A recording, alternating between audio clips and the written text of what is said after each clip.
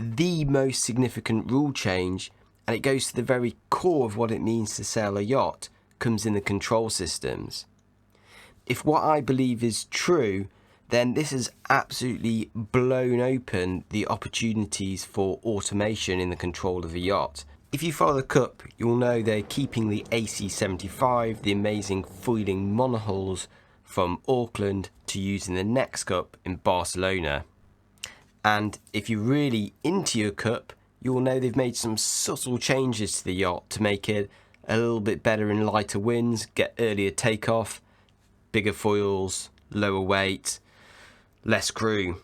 And while those changes have grabbed the headlines, looking at them in a package, I think none of those are really changing what these yachts mean and how they function. However, deeper in the rules, I spotted an area which I think is pretty significant for what it means to operate, control and race an America's Cup yacht.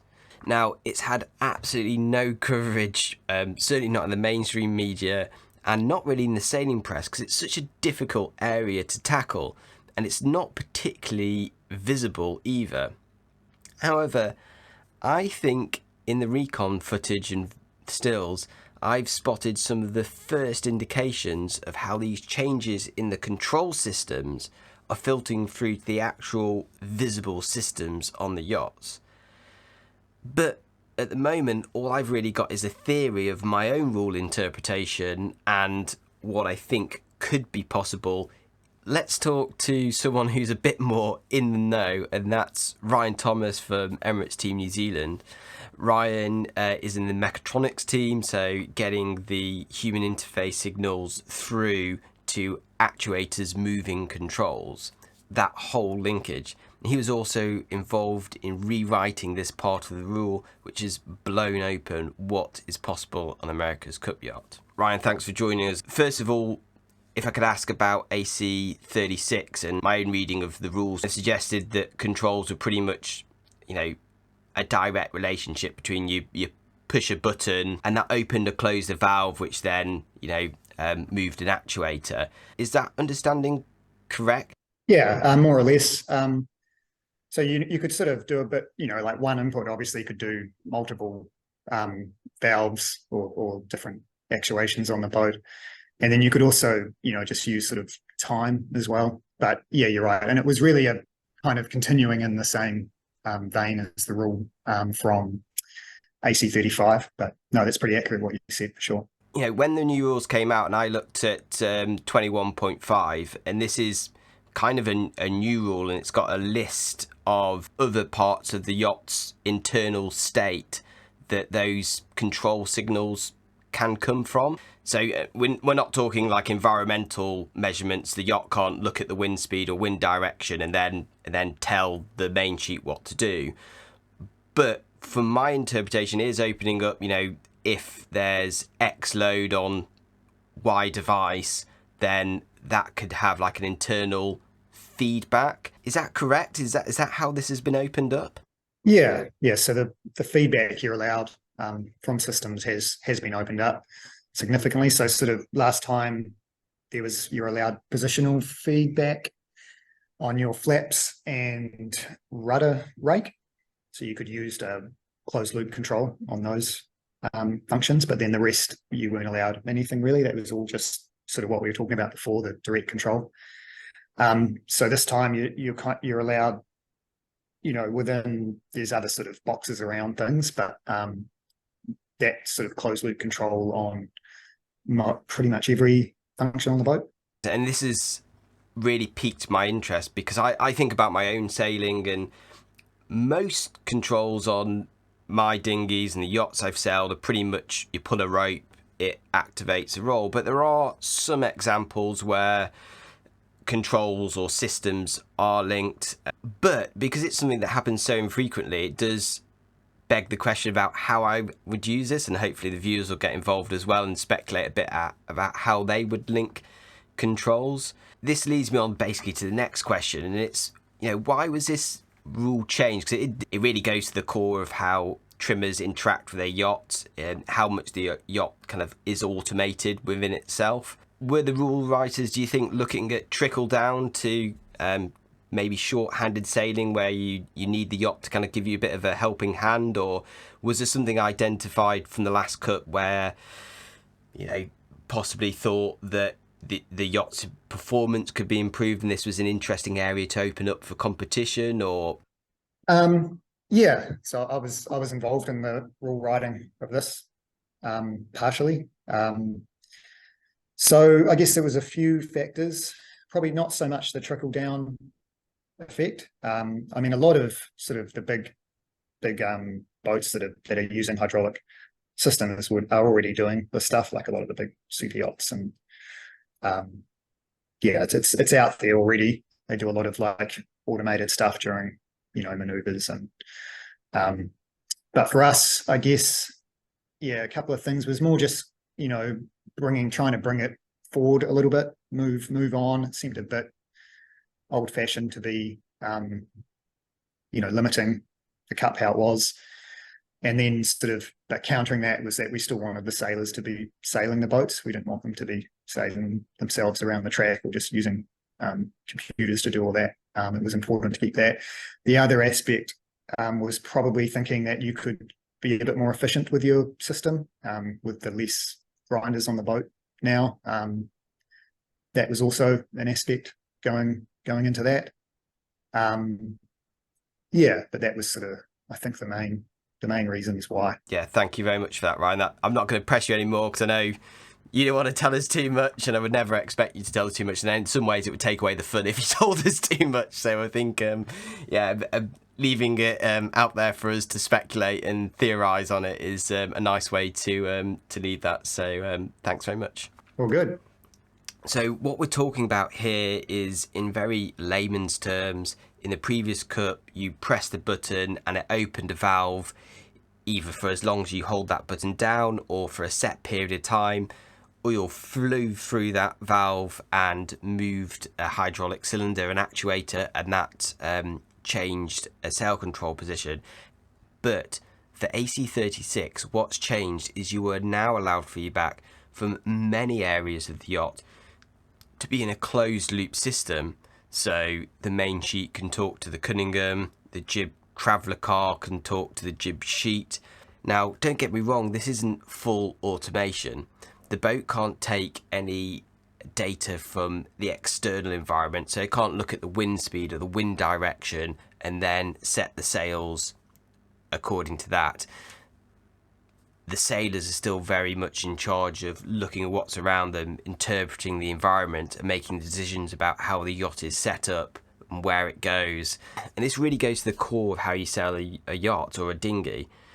In my own experience, I think of sailing the 200 and 800, and you've got basically just like the main sheet and the tiller, which are continuous controls that you're continuously trimming and moving, and then you have your kind of like 30-second controls, like your Cunningham kicker that you'll change for the next gust lull pattern, and probably jib sheet is in amongst that as well.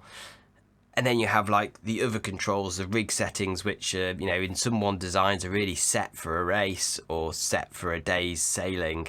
However, with the yacht being able to talk to itself, it can automatically morph when if you're overpowered and you ease the main sheet. It can also do those secondary controls, those kind of like 30-40 second controls, automatically based on how the sailor is trimming the primary control. Now, when I look at dinghies, there are some places where this automated control or link control is in place. I mean, even on the dinghies I sail, we have our pole launch line and our tack line for our kites linked to the halyard, because we know always when we're hoisting a kite, we want the pole to go out and we want the tack line to go to the end of the pole. And there's more sophisticated examples of that as well. So in Merlin rockets, as you rake the rig backwards to maintain rig tension, the shrouds come down, the lowers come down, but the forestay comes off, so the rig moves in unison.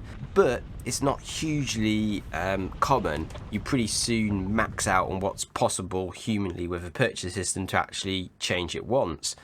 And those limitations mean that these sort of link systems are fairly rare.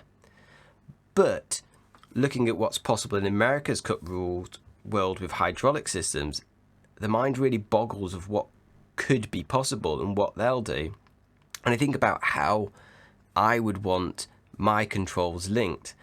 And hopefully it makes you think about your own sailing and how you would have multiple control systems linked. Maybe you'd want it so that the main sheet traveller and jib traveller both moved in unison in and out when you hit a gust. So you just ease the main sheet, but the jib knew to ease at the same time to keep the yacht balanced. To me, this is definitely the most interesting part of the America's Cup rule change, because it really cuts to the core of what it means to sail these boats. So what visual can we see? Well, we've looked in depth at the Ineos self-tacking jib and how that may work. And interestingly, when Justin Mitchell was filming from the headland in Auckland, he spied down into the AC-75 and saw Emirates Team New Zealand with a very similar self-tacking jib. Now, I've talked about this 3D sheeting, and we've actually got some images of the Ineos system with the cover removed. So we can see there's two things going on really here. You've got the Carboni kind of magic sheet systems.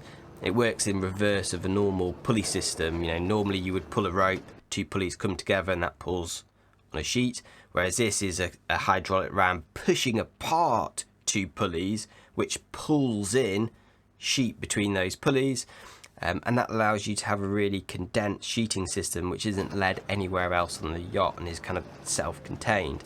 This is used below decks on super yachts all the time and is now being used by the America's Cup teams, both Emirates Team New Zealand and Ineos. But what's clever about this is you'll notice that the tracks that both these boats have got are straight tracks across the boat. Now normally you'd have a curved track, curved to meet the swing of the jib as it goes through its arc. And the jib doesn't just rotate around the tack point on the horizontal, it actually rotates around the forestay. So you've got to have your track angled up, pointing at the forestay for that radius. And that raises your track up either above the deck, or means you've then got to put the jib sheet system below the deck, which then reduces your structural carrying capacity. And the teams who are going with the conventional systems are struggling with this to a degree. Now, on the 3D sheeting system, you can have not only the track moving up and down, in and out, like an in-hauler, but at the same time, you can have the cars moving forward and back on that track, so that the jib sheeting angle is kept the same. Now with these feedback loop systems, this makes the working of this really easy, because you can have it saying that when the jib track comes in, the car moves forward so the sheeting angle is kept the same. So you can trim your in-haul, out-haul of your jib, keeping the jib sheet angle exactly the same. And then you could have that linked to your traveller position for your main sheet, so both move in unison. So this control system, the opening of the control systems in conjunction with allowing self-tacking jibs, has kind of found us in this position where we've got a completely new way of having a self-tacking system, which both Emirates Team New Zealand and Ineos look to be implementing. No longer are we trimming the in-haul for the jib in and out on its own, but we are potentially trimming the boom in and out on its own as a primary function, but the jib is moving in relation to that automatically, but also automatically moving forward and back on its car to keep the jib sheeting angle the same, so the jib shape stays the same and just moves in and out. And that really changes things fundamentally for the trimmer on these yachts and what they're doing, what they're thinking about, how they're reacting to the environment around them with that level of automation on the yacht available to them. Now, we're only really touching the surface, and at the moment we've seen the LEQ12s. I think obviously Ineos has some interesting systems on. We've seen how Emirates Team New Zealand have implemented a similar system on their AC75, but I don't think we'll see the full implications of this opening up of the rule change until the second iteration AC75's launch next year. But it's something that's really interesting for us to think about.